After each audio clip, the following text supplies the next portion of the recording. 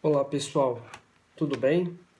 Bom, infelizmente nós ainda estamos, limitados por causa desse problema do coronavírus, né?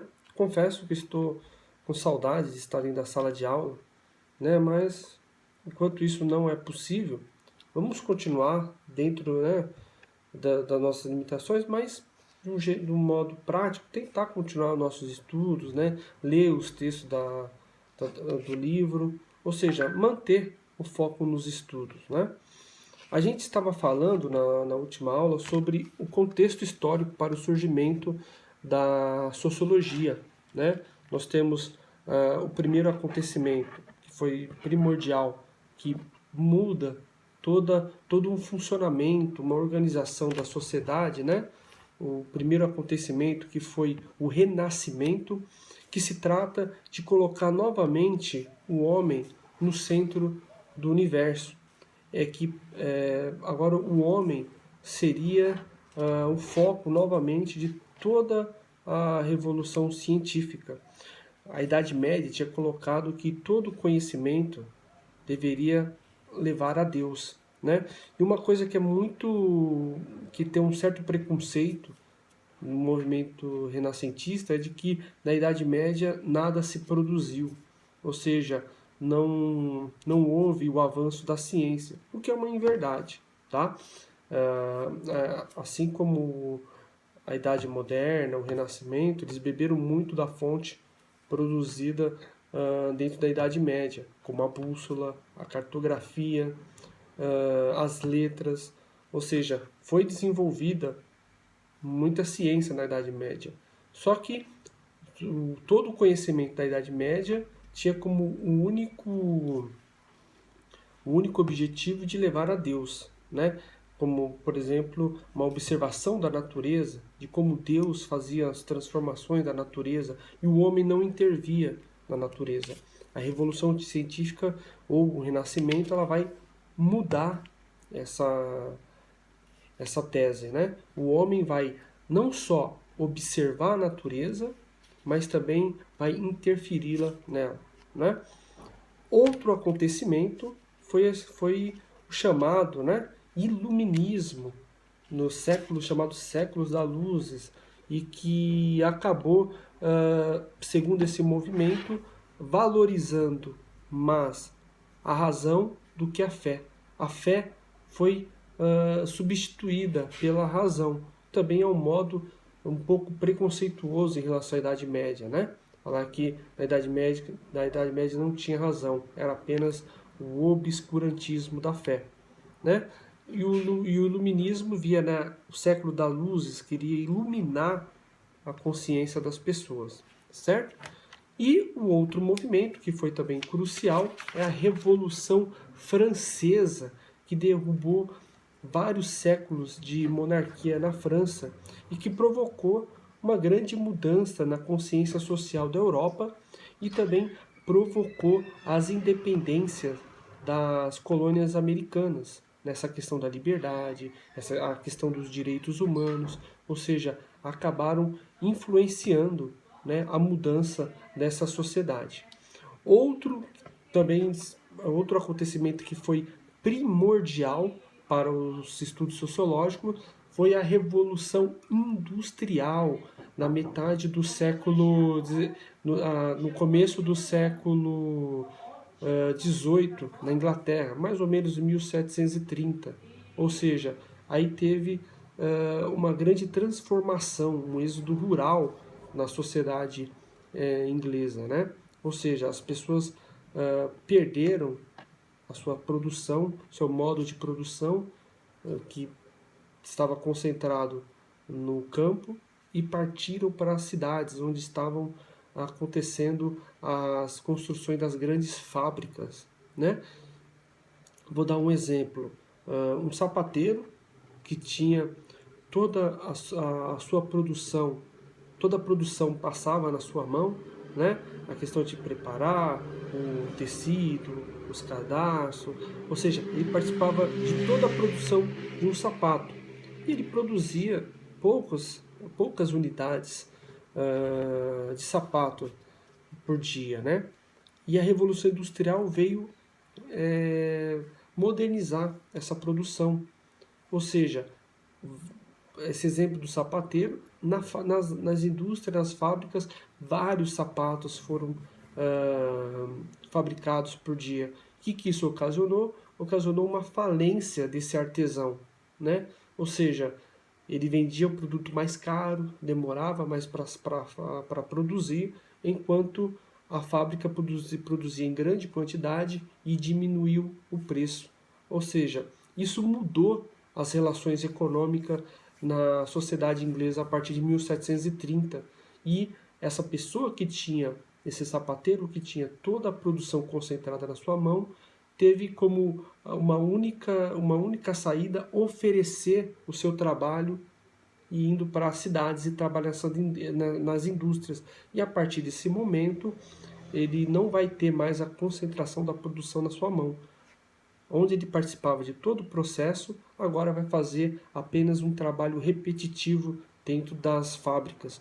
Então a gente vai ver principalmente Marx estudar essa relação econômica que vai mudar completamente a sociedade inglesa. Tá? Então esses foram os movimentos que ajudaram nos conhecimentos sociológicos, né? Então, retornando, o Renascimento, né, com a Revolução Científica, o Iluminismo, né, com o lema de trocar a fé pela razão, a Revolução Francesa, que acaba com o poder monárquico de vários séculos dentro da França e que vai influenciar outros países também a tomar as mesmas medidas, inclusive as colônias aqui americanas, né, como o próprio Brasil, as colônias espanholas aqui do lado, né, vão também motivar, através da Revolução Francesa, essa queda do poder de vários anos, de vários séculos, melhor dizendo, da monarquia francesa, vai incentivar esse movimento para outros países. E, para finalizar, a Revolução Industrial, que muda totalmente uma sociedade baseada no trabalho artesanal. E agora vamos trazer um trabalho através das máquinas, né? Ou seja, pessoal, aqui nós temos mudanças muito bruscas no cenário político e econômico, né? Queda de poderes, mudanças sociais, ou seja, isso vai incentivar os estudos sociológicos, que vai surgir dentro do movimento que a gente já estudou, né? O chamado movimento positivista, ou seja, das ciências positivistas. Esse movimento, iniciado pelo francês Auguste Comte, né? Ele vai defender a tese de que apenas a ciência vai poder levar a sociedade ao progresso. Apenas a ciência vai levar a sociedade ao crescimento, ao desenvolvimento. Ou seja, o movimento positivista ele vai defender essas teses, né, das chamadas ciências positivas. No livro de vocês, na página 25, para continuar um pouco nossa leitura, ela diz toma nota do seguinte texto: o positivismo teve grande influência no desenvolvimento das ciências humanas durante o século XIX, pois correspondia à tentativa de equiparação do status entre a ciência da natureza e as ciências sociais. Para isso, fazia-se necessário comprovar que a sociologia também tinha um objeto de pesquisa bem delineado e um rigoroso método de análise capaz de permitir a formulação de leis gerais. A sociologia passou a amparar-se nos procedimentos das ciências da natureza, química, física e biologia, a fim de delimitar um método específico, visando, além de compreensão do meio social, o seu domínio e ordenamento, organização da sociedade, das hierarquias, tipos de governo, estados, ou seja, como dentro de uma realidade uma determinada sociedade se organizava dentro daquele Estado, como é que eram as relações sociais entre os aparelhos do Estado, como justiça, faculdades, qualquer instituição fornecida pelo Estado e a sua influência dentro da consciência social, né? Ou seja, a filosofia ela vem com esse objetivo de estudar as relações sociais, né? Tal influência é representativa das grandes questões daquele momento que envolviam a vontade de os indivíduos assumirem o domínio do mundo natural e social por meio do uso da razão e do método científico. Tentativa essa proeminente entre os pensadores iluministas e positivistas. Ou seja, a gente retorna lá ao pensamento iluministas, né, de trocar a fé pela razão, que só apenas a razão levaria a uma vida plena, uma vida de progresso, como assim também os positivistas. Aliás, uma curiosidade, a nossa bandeira no Brasil, onde está escrito ordem e progresso, é uma frase positivista, né? Que segundo essa